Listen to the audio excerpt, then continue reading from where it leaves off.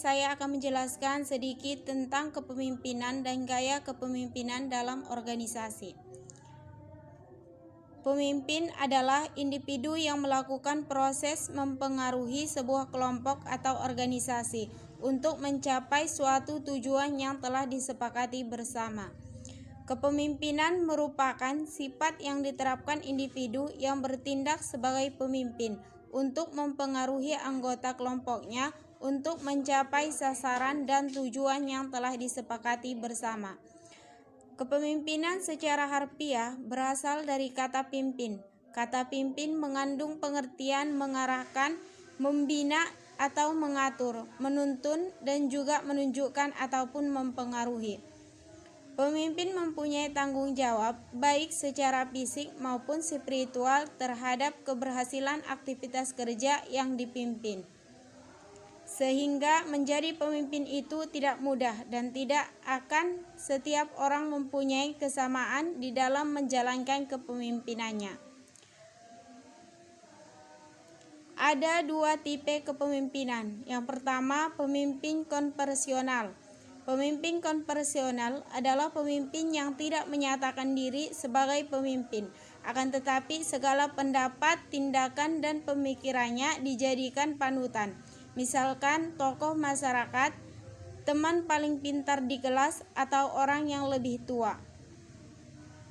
Mereka tidak pernah secara formal dinyatakan sebagai pemimpin, tapi karena memiliki pengetahuan lebih, secara tidak langsung menjadikan mereka pemimpin atau orang yang jadi panutan.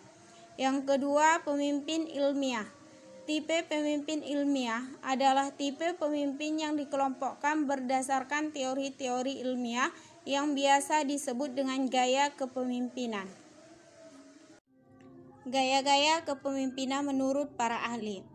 Gaya kepemimpinan adalah sekumpulan ciri yang digunakan pemimpin untuk mempengaruhi bawahan agar sasaran organisasi tercapai. Dalam pengertian lain, gaya kepemimpinan adalah pola perilaku strategi ataupun konsep yang sering diterapkan oleh seorang pemimpin. Gaya kepemimpinan atau tipe kepemimpinan yang menunjukkan secara langsung dan tidak langsung tentang keyakinan seorang pemimpin terhadap kemampuan bawahannya. Artinya, gaya kepemimpinan adalah perilaku dan strategi sebagai hasil kombinasi keterampilan, sifat, sikap yang sering diterapkan seorang pemimpin ketika ia mencoba mempengaruhi bawahannya.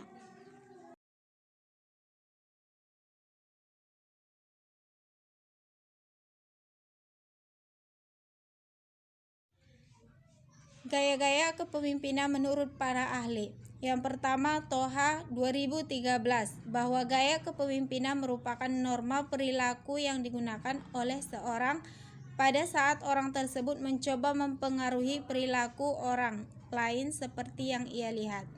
Yang kedua, menurut Rifai 2014 menyatakan, gaya kepemimpinan adalah sekumpulan ciri yang digunakan pimpinan untuk memengaruhi bawahan agar sasaran organisasi tercapai, atau dapat pula dikatakan bahwa gaya kepemimpinan adalah pola perilaku dan strategi yang disukai dan sering diterapkan oleh seorang pemimpin. Yang ketiga itu menurut Stoner 1996 menyatakan bahwa gaya kepemimpinan adalah berbagai pola tingkah laku yang disukai oleh pemimpin dalam proses mengarahkan dan mempengaruhi pekerjaan. Ada beberapa macam-macam gaya kepemimpinan. Yang pertama itu kepemimpinan otoritas. Gaya kepemimpinan yang menurut adanya kepatuhan penuh dari bawahannya tanpa meminta adanya pembangkangan atau keraguan. Gaya kepemimpinan seperti ini seringnya menentukan keputusan berdasarkan pemikiran sendiri dan jarang sekali mau menerima masukan orang lain. Pemimpin sangat dominan dalam setiap pengambilan keputusan dan setiap kebijakan, peraturan, prosedur diambil dari idenya sendiri. Kepemimpinan jenis ini memusatkan kekuasaan pada dirinya sendiri. Ia membatasi inisiatif dan daya pikir dari para anggotanya. Pemimpin yang otoriter tidak akan memperhatikan kebutuhan dari bawahannya, dan cenderung berkomunikasi arah, yaitu dari atas pemimpin ke bawah anggota. Jenis kepemimpinan ini biasanya dapat kita temukan di akademi kemiliteran dan kepolisian. Yang kedua, kepemimpinan birokrasi. Gaya kepemimpinan ini biasa diterapkan dalam sebuah perusahaan dan akan efektif apabila setiap karyawan mengikuti setiap alur prosedur dan melakukan tanggung jawab rutin setiap hari. Tetapi dalam gaya kepemimpinan ini tidak ada ruang bagi para anggota untuk melakukan inovasi karena semuanya sudah diatur dalam sebuah peraturan tatanan prosedur yang harus dipatuhi oleh setiap anggota. Yang ketiga itu kepemimpinan partisipatif. Dalam gaya kepemimpinan partisipatif, ide dapat mengalir dari bawah atas pemecahan suatu masalah dan pembuatan keputusan dipegang secara bergantian.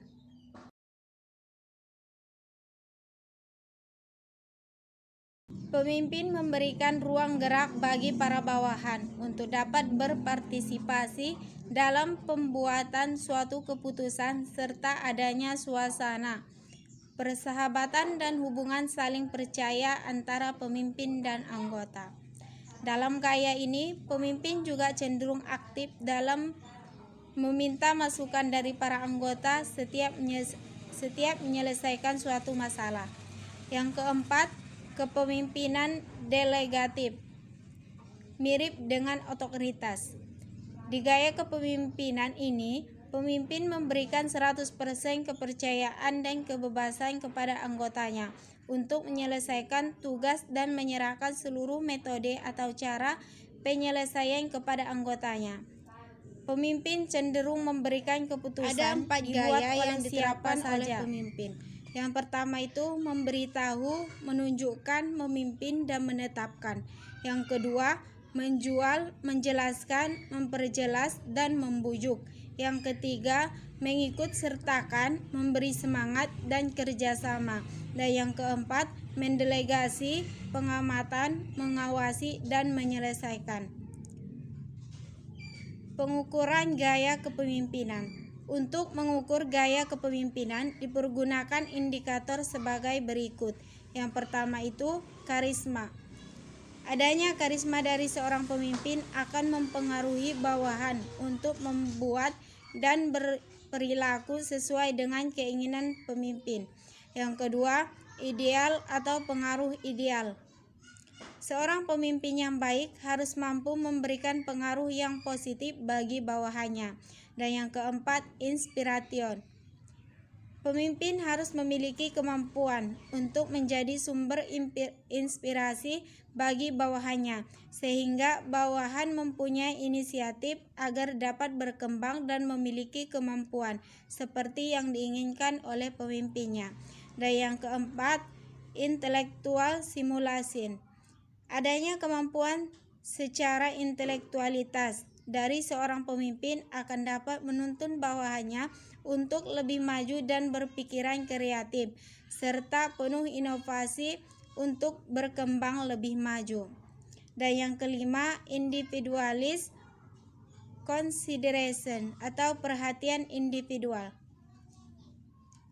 Perhatian dari seorang pemimpin terhadap bawahannya secara individu akan mempengaruhi bawahan untuk memiliki loyalitas tinggi terhadap pimpinannya.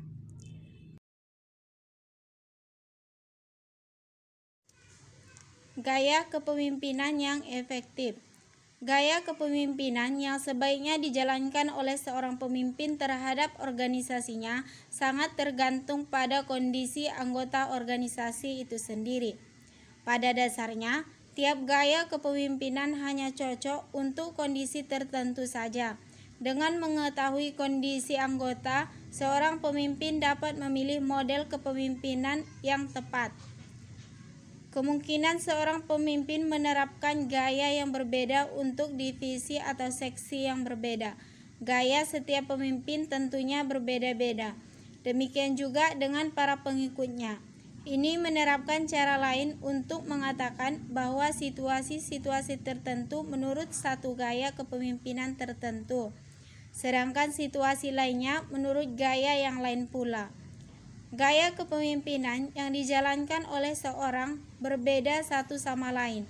Pada suatu waktu tertentu, kebutuhan-kebutuhan kepemimpinan dari suatu organisasi mungkin berbeda dengan waktu lainnya, karena organisasi akan mendapatkan kesulitan bila terus-menerus berganti pimpinan. Maka para pemimpinlah yang membutuhkan gaya yang berbeda pada waktu yang berbeda. Gaya yang cocok sangat tergantung pada tugas organisasi, tahapan kehidupan organisasi, dan kebutuhan-kebutuhan pada saat itu. Organisasi-organisasi perlu memperbarui diri mereka sendiri, dan gaya kepemimpinan yang berbeda seringkali dibutuhkan. Seringkali seorang pemimpin harus bertindak secara sepihak. Organisasi harus melewati tahap-tahap yang berbeda dalam hidup mereka. Selama periode pertumbuhan dan perkembangannya yang cepat, kepemimpinan otoritas mungkin akan bekerja dengan baik. Misalnya, pendiri suatu organisasi keagamaan yang baru sering merupakan tokoh karismatik yang mengetahui secara intuitif apa yang harus dilakukan dan bagaimana melakukannya, karena itu adalah visinya. Maka ia yang paling sanggup untuk menanamkannya kepada orang lain tanpa diskusi. Tetapi selama periode pertumbuhan yang lambat atau konsolidasi, organisasi tersebut perlu menyediakan waktu lebih untuk merenung dan berusaha agar lebih berdaya guna.